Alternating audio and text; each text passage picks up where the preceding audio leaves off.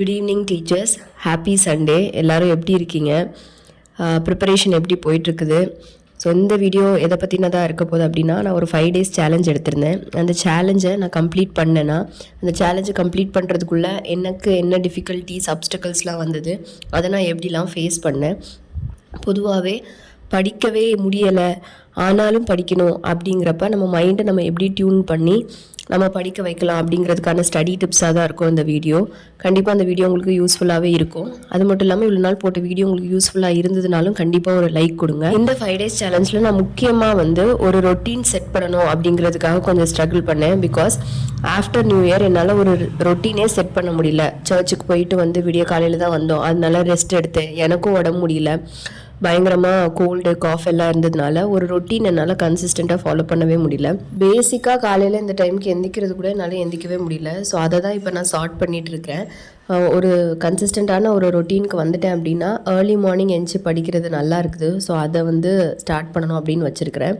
So இந்த 5 days சேலஞ்சில் நான் எல்லாமே படித்து ஓரளவுக்கு நான் முடிச்சிட்டேன். நான் போட்ட இது எல்லாத்தையுமே படித்து முடிச்சிட்டேன். அதை நினச்சி எனக்கு ரொம்ப ஹாப்பி. ஏன்னா படிக்கவே முடியாது அப்படிங்கிற ஒரு சிச்சுவேஷனில் பயங்கரமாக டிமோட்டிவேட் ஆகிருக்கும்போது ஏதோ கொஞ்சம் கொஞ்சமானாலும் நான் படித்து முடிச்சிட்டேன் அப்படிங்கிறது எனக்கு ரொம்ப happy.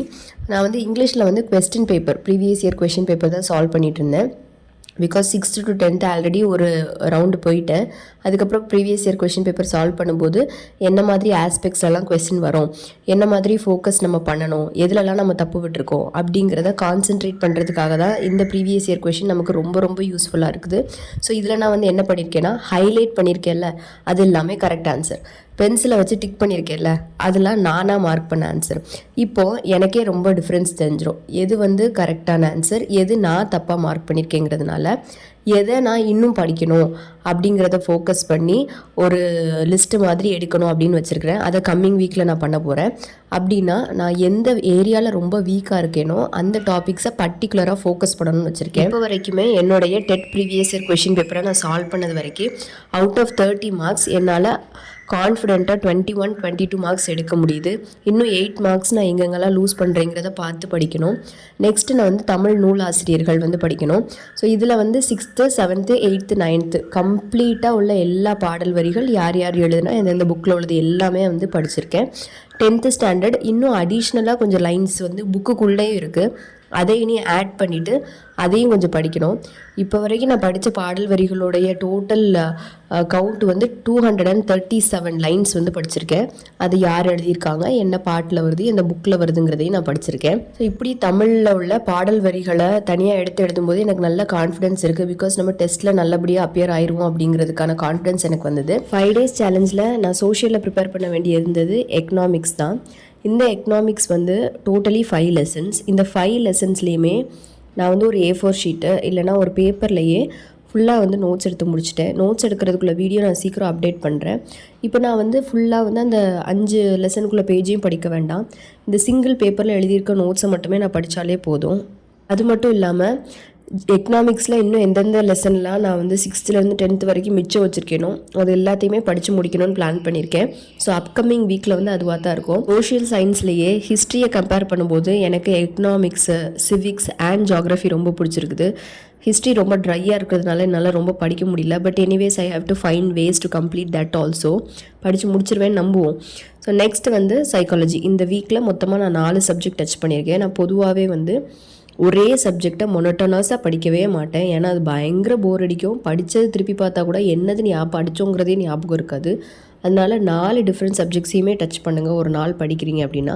English, Tamil, psychology, social. நான் அப்படி தான் டச் பண்ணுவேன்.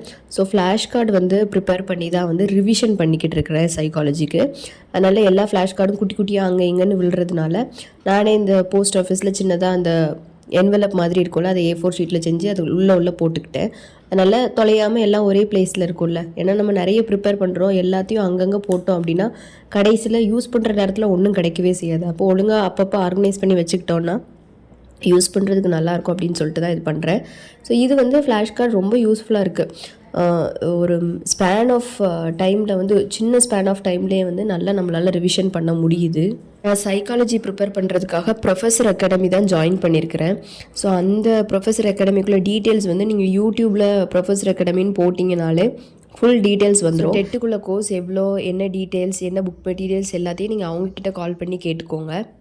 ப்ரொஃபஸர் அகாடமியில் நான் இப்போ சைக்காலஜி மட்டும்தான் ஃபாலோ பண்ணிகிட்ருக்கேன். அவங்க இங்கிலீஷ், தமிழ், சைக்காலஜி இது எல்லாம் தான் நடத்துகிறாங்க.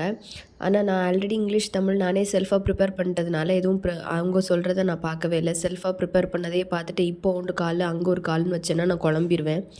அதனால தான் இப்போதைக்கு நான் இதை மட்டும்தான் ஃபாலோ பண்ணுறேன். சைக்காலஜிக்கான புக்ஸ் நிறைய பேர் கேட்குறீங்க ரெக்கமெண்ட் பண்ண சொல்லி. நான் வந்து வேறு ஏதாவது புக்ஸ் நான் கண்டிப்பாக பார்த்தேன்னா உங்களுக்கு நான் கண்டிப்பாக சொல்கிறேன். ஆனால் நான் காலேஜில் வந்து எஸ்கே மங்கள், நான் பிஎட் படிக்கும்போது எஸ்கே மங்களுடைய எஜுகேஷ்னல் சைக்காலஜி புக்கு தான் வந்து இங்கிலீஷ் மீடியம்காக யூஸ் பண்ணேன். வேறு ஏதாவது புக்ஸ் கிடைச்சாலும் கண்டிப்பாக அடுத்தடுத்து வர வீடியோவில் உங்களுக்காக போடுறேன்.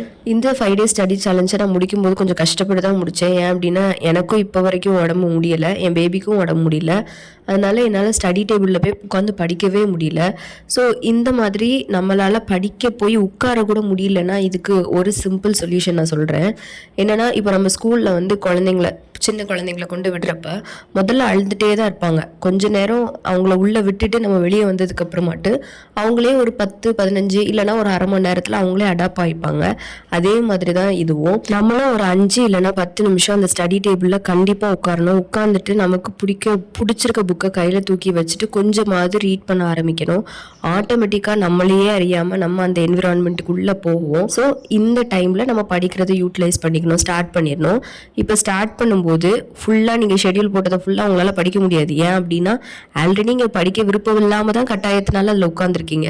அப்போது இன்னும் கொஞ்சம் நீங்கள் உங்களை கட்டாயப்படுத்தக்கூடாது. அதனால் ஃபார் எக்ஸாம்பிள் இப்போ உங்களுக்கு படிக்க வேண்டியது 20 லைன் இருக்குன்னு வைங்க. நீங்கள் 20 லைனே இப்போ படிக்க முடியாது.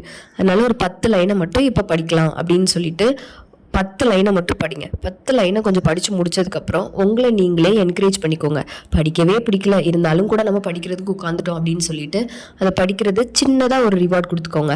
அது ஏதோ ஒரு ஜூஸ் குடிக்கிறதா இருக்கலாம், இல்லைனா ஒரு ஃபேவரட் சாக்லேட் சாப்பிட்றதா இருக்கலாம், இல்லைனா நீங்கள் படித்ததுக்கு பக்கத்தில் ஒரு ஸ்டார் போட்டுக்கலாம், இல்லைனா ஒரு ஹார்ட் ஸ்மைலியோ ஒரு சின்ன குட்டோ ஏதோ ஒன்று போட்டுக்கலாம். உங்களை படித்து முடிச்சிட்டோம் அப்படின்னு உங்கள் மைண்டுக்கு நீங்கள் ரிஜிஸ்டர் பண்ணிவிட்டு அதுக்கப்புறம் அந்த இடத்துலேருந்து எந்திரிச்சதுக்கப்புறம் ஆட்டோமேட்டிக்காக உங்களை மேக்னெட் மாதிரி அந்த இடம் மறுபடியும் உங்களை இழுக்கும். கொஞ்சம் நேரம் படிப்போம். அதான் நம்மளால் 10 லைனில் படித்து முடிச்சிட்டோமே, அதுதான் நம்மளால தான் படிக்க முடியாட்டி கூட கொஞ்சம் படிச்சிட்டோமே, ஒன்றும் பிரச்சனை இல்லை அப்படின்னு சொல்லிட்டு ஆட்டோமேட்டிக்காக அந்த இடம் வந்து இழுக்கும் உங்களை.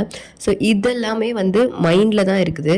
ஸோ நம்ம மைண்டை வந்து நம்ம படிக்கிறதுக்கு ட்ரிக் பண்ணி தான் சில நேரங்களில் படிக்க வைக்கணும். அண்ட் அடிஷ்னலாக நீங்கள் வந்து என்னென்ன படிச்சிருக்கோம், ஒரு நாளில் என்னென்னலாம் செஞ்சுருக்கோம் அப்படிங்கிறத சின்னதாக குட்டி குட்டி ஷார்ட் லைன்ஸாக நீங்கள் ஜேர்னல் பண்ண ஆரம்பிச்சிங்கனாலும் நீங்கள் எவ்வளோ தூரம் போயிட்டுருக்கீங்க, உங்களோட கிராட்டிடியூட் என்ன, நீங்கள் எந்தெந்த விஷயத்துக்காகலாம் கில்ட் ஆகுறீங்கன்னு எழுதும்போது ஆட்டோமேட்டிக்காக அதுவே இன்றைக்கி நம்ம படிக்கல அப்படிங்கிறப்ப நாளைக்கு அந்த கில்ட்டே நம்மளை பிடிச்சி உட்கார வச்சிரும். ஸோ இந்த வீடியோ கண்டிப்பாக உங்களுக்கு பிடிச்சிருக்கும்னு நினைக்கிறேன். இந்த ஸ்டடி டிப்ஸ் உங்களுக்கு யூஸ்ஃபுல்லாக இருக்கும் அப்படின்னு நினைக்கிறேன். யூஸ்ஃபுல்லாக இருந்துச்சுன்னா கமெண்ட்டில் போடுங்க, எனக்கு ஹாப்பியாக இருக்கும். உங்களுக்கு என்ன அப்டக்கிள் இருக்குது, எதனால் படிக்க முடியல, எந்த விஷயங்களை நீங்கள் கான்சென்ட்ரேட் பண்ணணும், எந்த மாதிரி வீடியோ எதிர்பார்க்கிங்கிறதையே நீங்கள் கமெண்ட் செக்ஷனில் போட்டிங்கன்னா நான் அதுக்கேற்ற மாதிரி வீடியோ அப்லோட் பண்ணுறேன். Thank you. Have a good day.